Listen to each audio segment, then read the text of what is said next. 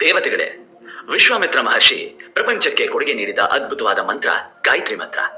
ಉಳಿದ ಮಂತ್ರಗಳಿಂದ ದೇವತೆಗಳನ್ನು ಪೂಜೆ ಮಾಡುತ್ತಾರೆ. ಈ ಮಂತ್ರದಿಂದ ಮಾತ್ರವೇ ಒಂದು ಸ್ವರೂಪವನ್ನು ಊಹೆ ಮಾಡಿಕೊಂಡು ನ್ಯಾಸಗಳಿಂದ ಪೂಜೆ ಮಾಡುವುದು.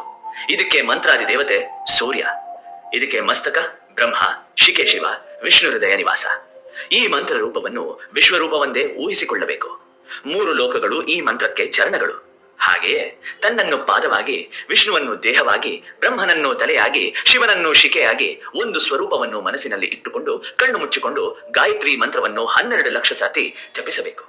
ಈ ಮಂತ್ರಕ್ಕೆ 3 ಪಾದಗಳು ಇರುತ್ತವೆ ಎನ್ನುವುದು ಸರ್ವವಿದಿತ. ಆದರೆ 4ನೆಯ ಪಾದ ಕೂಡ ಇದೆ. ಜಪ ಮಾಡುತ್ತಿರುವಾಗ 3 ಪಾದಗಳನ್ನು, ಗಾಯತ್ರಿಯನ್ನು, ಸೂರ್ಯನನ್ನು ಪೂಜಿಸುವಾಗ 4 ಪಾದಗಳನ್ನು ಊಹಿಸಿಕೊಳ್ಳಬೇಕು.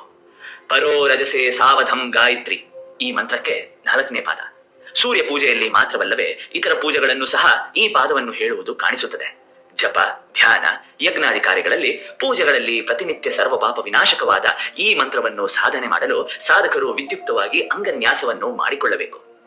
ಪಾದದ ಕಿರುಬೆರಳು, ಹಿಮ್ಮಡಿ, ಮೊಣಕಾಲು, ತೊಡೆ, ಬೆನ್ನಿನ ಭಾಗ, ಅಡ್ಡಕೋಶ, ನಾಡಿ, ನಾಭಿ, ಉದರ, ಎದೆಯ 2 ಭಾಗಗಳು, ಹೃದಯ, ಕಂಠ, ತುಟಿ, ಬಾಯಿ, 2 ಭುಜಗಳು, ರೆಪ್ಪೆ, ಕಣ್ಣುಗಳು, ಹಣೆ, ತಲೆಭಾಗಗಳು ಎಲ್ಲವನ್ನು ಮನ್ಮನ್ಯಾಸಕ್ಕೆ ಉಪಯೋಗಿಸಬೇಕು. ಪೂರ್ವ ದಿಕ್ಕಿನಿಂದ 4 ದಿಕ್ಕಿನ ಕಡೆಗೆ ಈ ಮಂತ್ರನ್ಯಾಸವನ್ನು ಮಾಡಬೇಕು. ಗಾಯತ್ರಿ ಮಂತ್ರದಲ್ಲಿರುವ 24 ಅಕ್ಷರಗಳನ್ನು 24 ಬಣ್ಣಗಳಲ್ಲಿ ಅಕ್ಷರಕ್ಕೆ 1 ಬಣ್ಣ ಎಂದು ಭಾವಿಸಿ ಪೂಜೆ ಮಾಡಬೇಕು. ಒಂದು ವೇಳೆ ಗಾಯತ್ರಿಗೆ ರೂಪವನ್ನು ಕೊಟ್ಟರೆ ಆ ರೂಪಕ್ಕೆ ಇದೇ ಬಣ್ಣಗಳು ಇರಬೇಕು. ಇಂದ್ರ ನೀಲಮಣಿ ಬಣ್ಣ, ಅಗ್ನಿವರ್ಣ, ಹಳದಿ, ಬಿಳಿ, ಕಪಿಲವರ್ಣ ಮತ್ತು ಕಪ್ಪು. ಹೊಳೆಯುವ ಬಣ್ಣ, ಮುತ್ತಿನ ಬಣ್ಣ, ಕೃಷ್ಣವರ್ಣ, ಕೆಂಪು, ಕಂದು ಬಣ್ಣ, ಬೆಳದಿಂಗಳ ಬಿಳಿ, ಶುಕ್ಲವರ್ಣ, ತಿಳಿ ಹಳದಿ, ಪದ್ಮರಾಗವರ್ಣ, ಶಂಖವರ್ಣ, ಪಾಂಡುರವರ್ಣ, ಜೇನಿನ ಬಣ್ಣ, ಕಪ್ಪು, ಕೆಂಪು ಬಣ್ಣ, ಸೂರ್ಯವರ್ಣ, ಸೌಮ್ಯ, ಶ್ವೇತ, ಶಂಖವರ್ಣ, ಹೀಗೆ ಪಂಚವರ್ಣಗಳಲ್ಲಿ ಹೀಗೆ 24 ಅಕ್ಷರಗಳನ್ನು 24 ಬೇರೆ ಬೇರೆ ಬಣ್ಣಗಳಲ್ಲಿ ಒಂದು ಹಲಗೆಯ ಮೇಲೆ ಬರೆದು ಪೂಜೆ ಮಾಡಬಹುದು. ಗಾಯತ್ರಿ ಮಂತ್ರವನ್ನು ಹೇಳುತ್ತಿರುವಾಗ ಮುಟ್ಟುವಂತಹ ವಸ್ತುಗಳು ಮತ್ತು ನೋಡುವಂತಹ ವಸ್ತುಗಳು ಕೂಡ ಪವಿತ್ರವಾಗಿಬಿಡುತ್ತವೆ. ಯದ್ಯತ್ ಸ್ಪರ್ಶತಿ ಹಸ್ತೇನ ಯತ್ಯ ಪಶ್ಯತಿ ಚಕ್ಷುಷ ಪೂತಂ ಭವತಿ ತತ್ಸರ್ವಂ ಗಾಯರಿಯಾನ ಪರಂ ವಿದುಹು. ದೇವತೆಗಳ 1000 ಮಾತುಗಳನ್ನು ಹೇಳಿದರೂ ಗಾಯತ್ರಿ ಮಂತ್ರಕ್ಕಿಂತ ಶ್ರೇಷ್ಠವಾದದ್ದು ಬೇರೆ ಯಾವುದೂ ಇಲ್ಲ. ಈಗ ಸರ್ವಪ ವಿನಾಶಕವಾದ ಸಂಧ್ಯಾವಂದನೆ ವಿಧಿಯನ್ನು ಹೇಳುತ್ತೇನೆ. ಮೊದಲು 3 ಸಾತಿ ಪ್ರಾಣಾಯಾಮ ಮಾಡಿ ಸಂಧ್ಯಾ ಸ್ನಾನಕ್ಕೆ ತೆರಳಬೇಕು. ಪ್ರಾಣವಾಯುವನ್ನು ಪ್ರಾರ್ಥನೆ ಮಾಡಿ ಹಿಡಿತಕ್ಕೆ ತಂದುಕೊಂಡು ಸಪ್ತ ಬಾಹೃತದೊಂದಿಗೆ ಅಪಜ್ಯೋತಿ ರಸೋ ಅಮೃತಂ ಬ್ರಹ್ಮ ಭೂರ್ಭವಃ ಸ್ವರೋಮೆಂಬ ಮಂತ್ರವನ್ನು 3 ಬಾರಿ ಹೇಳುವುದನ್ನೇ ಪ್ರಾಣಾಯಾಮ ಎನ್ನುತ್ತಾರೆ. ದ್ವಿಜನು ಪ್ರಾಣಾಯಾಮದ ಮೂಲಕವಾಚಿಕ, ಕಾಯಿಕ ದೋಷವನ್ನು ಭಸ್ಮ ಮಾಡಬಹುದು. ಆದರೆ ನಾವು ಯಥಾವಿಧಿ ಯಥಾ ನಿಯತಿಯಾಗಿ ಎಲ್ಲಾ ಕಾಲದಲ್ಲೂ ಪ್ರಾಣಾಯಾಮ ಪರಾಯಣರಾಗಿ ಇರಬೇಕು. ಪೃಥುನ್ನ ಸೂರ್ಯಶ್ಚ ಎನ್ನುವ ಮಂತ್ರದಿಂದ ಮಧ್ಯಾಹ್ನ, ಆಪಹ ಪುನಂತು ಎನ್ನುವ ಮಂತ್ರದಿಂದ ಸಾಯಂಕಾಲ, ಅಗ್ನಿಶ್ಚ ಮಾ ಮನುಕ್ಷಃ ಮಂತ್ರದಿಂದ ಯಥಾವಿಧಿ ಆಚಮನ ಮಾಡಿ ಪ್ರಣವ ಮಂತ್ರಯುಕ್ತವಾದ ಅಪೋಹಿ ಎನ್ನುತ್ತಾ ಕಶೋದಕದಿಂದ ಮಾರ್ಜಾನ ಮಾಡಿಕೊಳ್ಳುತ್ತಾ ಮಂತ್ರ ಪ್ರತಿಪಾನಕ್ಕೆ 1 ಸತಿ ತಲಿನೀರು ಪ್ರೋಕ್ಷಣೆ ಮಾಡಿಕೊಳ್ಳುತ್ತಾ ಇರಬೇಕು. ಸಂಧ್ಯಾ ವಂದನೆ ಸಮಯದಲ್ಲಿ ಹೇಳಬೇಕಾದಂತಹ 7 ಮಂತ್ರಗಳನ್ನು 6ನೇ ಅನುಬಂಧದಲ್ಲಿ ವಿವರಿಸಲಾಗಿದೆ. ರಜಸ್ಸೋ ತಮೋ ಗುಣಗಳಿಂದ ಅಜ್ಞಾನದಿಂದ ಜಾಗೃತ್, ಸ್ವಪ್ನ, ಸುಷುಪ್ತಿ ಎನ್ನುವ ಸ್ಥಿತಿಯಲ್ಲಿ ಕೂಡ ನಾವು ಮಾಡಿದಂತಹ ಪಾಪಗಳು ಕಾಯಿಕ, ವಾಚಿಕ, ಮಾನಸಿಕ ಈ ಪಾಪಗಳು ಈ ಮಂತ್ರದಿಂದ ನಾಶವಾಗುತ್ತದೆ. ಬಲಗೈಯಲ್ಲಿ ನೀರನ್ನು ತೆಗೆದುಕೊಂಡು ಅದನ್ನು ದೃಪಾದಂ ಎನ್ನುವ ಮಂತ್ರದ ಮೂಲಕ ಅಭಿಮಂತ್ರಿಸಿ ತಲೆಯ ಮೇಲೆ ಹಾಕಿಕೊಳ್ಳಬೇಕು.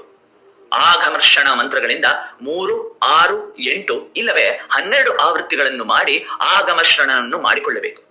ಈ ಮಂತ್ರ ಯಾವುದೆಂದರೆ ಹೃತಂಚ ಚಾಖ್ಯ ಧಾತು ಪಶ್ವೋಧ್ವಜಾಯುತ ತಥೋ ರಾತ್ರಿ ಜಾಯತತ್ತತಃ ಸಮುದ್ರೋ ಅರ್ಣವಃ ಸಮುದ್ರಧರ್ಣ ವಾದಿದಿ ಸಂವತ್ಸರೋ ಅಜಾಯತ ಅಹೋರಾತ್ರಾಣಿ ವಿದದ್ ವಿಶ್ವಸ್ಯ ವಿಶೋತವಸಿ ಸೂರ್ಯ ಚಂದ್ರಮಸೋಧಾತ ಯಥಾ ಪೂರ್ವಮ ಕಲ್ಪಯದ್ ದಿವಂಚ ಪೃಥ್ವೀಚ ಅಂತರಿಕ್ಷಮತೋ ಸ್ವಃ. ಇದನ್ನು ಕೇಳಿದ ನಂತರ ಕೈಗಳನ್ನು ತೊಳೆದುಕೊಂಡು ಒರೆಸಿಕೊಂಡು ಮತ್ತೆ ಮರಲ ಉದ್ಯತಂ ಚಿತ್ರಂ ಎನ್ನುವ ಮಂತ್ರಗಳನ್ನು ಹೇಳಿ ಸೂರ್ಯ ಪ್ರಸ್ಥಾನ ಮಾಡಬೇಕು. ಇದರಿಂದ ಪ್ರತಿದಿನ ಹಗಲು ಮತ್ತು ರಾತ್ರಿಯಲ್ಲಿ ಮಾಡಿದ ಪಾಪಗಳು ನಾಶವಾಗುತ್ತದೆ. ಪ್ರಾತಃ ಕಾಲದ ಸಂಧ್ಯಾ ವಂದನೆಯನ್ನು ನಿಂತು ಮಾಡಬೇಕು. ಇತರ ಸಂಧ್ಯಾ ವಂದನೆಗಳನ್ನು ಕುಳಿತುಕೊಂಡು ಮಾಡಬೇಕು. ಗಾಯತ್ರಿ ಮಂತ್ರವನ್ನು 10 ಬಾರಿ ಜಪಿಸಿದರೆ ಈ ಜನ್ಮದಲ್ಲಿ ಮಾಡಿದ ಪಾಪಗಳು 100 ಬಾರಿ ಜಪಿಸಿದರೆ, ಪೂರ್ವ ಜನ್ಮದ ಪಾಪಗಳು 1000 ಬಾರಿ ಜಪಿಸಿದರೆ ಯುಗಗಳಲ್ಲೇ ಮಾಡಿದ ಪಾಪಗಳು ನಾಶವಾಗುತ್ತವೆ. ಗಾಯತ್ರಿ, ಸಾವಿತ್ರಿ, ಸರಸ್ವತಿ ಎನ್ನುವ 3 ಮಹಾಶಕ್ತಿಗಳು ಈ ಮಂತ್ರದ ಮೂಲಕ ಲಭ್ಯವಾಗುತ್ತದೆ. ಅವುಗಳು ಕ್ರಮವಾಗಿ ಬೆಳಗ್ಗೆ ರಕ್ತವರ್ಣದಲ್ಲಿ, ಮಧ್ಯಾಹ್ನ ಶುಕ್ಲವರ್ಣದಲ್ಲಿ, ಸಾಯಂಕಾಲ ಕೃಷ್ಣವರ್ಣದಲ್ಲಿ ಇರುತ್ತದೆ ಎಂದು ಹಿರಿಯರು ಹೇಳುತ್ತಾರೆ. ಇನ್ನು ವ್ಯಹೃತಿ ಪೂರ್ವಕ ಅಂಗನ್ಯಾಸವನ್ನು ಹೀಗೆ ಮಾಡಬೇಕು.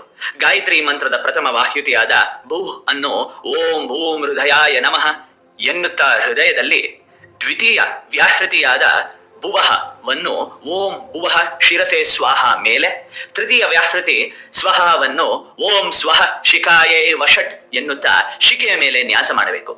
ಗಾಯತ್ರಿ ಮಂತ್ರದ ಪ್ರಥಮ ಪಾದವಾದ ತತ್ಸವಿತುರ್ಯರೇಣ್ಯಂ ಎನ್ನುವುದನ್ನು ಕವಚದಲ್ಲಿ, ಎರಡನೇ ಪಾದ ಬರ್ಗೋ ದೇವಸ್ಯ ಧೀಮಹಿಯನ್ನು ಕಣ್ಣುಗಳಲ್ಲಿ, ಮೂರನೇ ಪಾದ ದಿಯೋ ಯೋ ನ ಪ್ರಚೋದಯಾತನ್ನು ಕೈಗಳಲ್ಲಿ, ನಾಲ್ಕನೇ ಪಾದವಾದ ಪರೋರಜಸೆ ಸಾವದೋ ಅನ್ನೋ ಸರ್ವಾಂಗಗಳಲ್ಲಿ ನ್ಯಾಸ ಮಾಡಬೇಕು. ಈ ರೀತಿಯಾಗಿ ಸಂಧ್ಯಾ ವಂದನೆ ಮಾಡುವವರಿಗೆ ಸರ್ವ ಶುಭಗಳು ಪ್ರಾಪ್ತಿಯಾಗುತ್ತದೆ. ಗಾಯತ್ರಿಯ ಮೊದಲನೆಯ 3 ಪಾದಗಳು ಬ್ರಹ್ಮ ವಿಷ್ಣು ಶಿವ ಸ್ವರೂಪಗಳು. ಋಷಿಗಳನ್ನು ಚಂದವನ್ನು ಸ್ಮರಿಸುತ್ತಾ ಜಪ ಮಾಡುವವರಿಗೆ ಬ್ರಹ್ಮಲೋಕ ಪ್ರಾಪ್ತಿಯಾಗುತ್ತದೆ. ಪರೋರಜಸೆ ಸಾವದೋ ಅನ್ನೋ ಗಾಯತ್ರಿಯ ತುರಿಯ ಶ್ರೇಷ್ಠ ಪಾದ ಎನ್ನುತ್ತಾರೆ. ಇದಕ್ಕೆ ಋಷಿ ನಿರ್ಮಲ, ಚಂದಂ, ಗಾಯತ್ರಿ, ದೇವತಾ ಪರಮಾತ್ಮ ಪ್ರಾತಃ ಮಧ್ಯಾಹ್ನ ಸಾಯಂಕಾಲದಲ್ಲಿ 108 ಇಲ್ಲವೇ 1000 ಬಾರಿ ಜಪಿಸಿದವರಿಗೆ ಬ್ರಹ್ಮಲೋಕವನ್ನು ಸೇರುವ ಅಧಿಕಾರವನ್ನು ಪಡೆಯುತ್ತಾರೆ.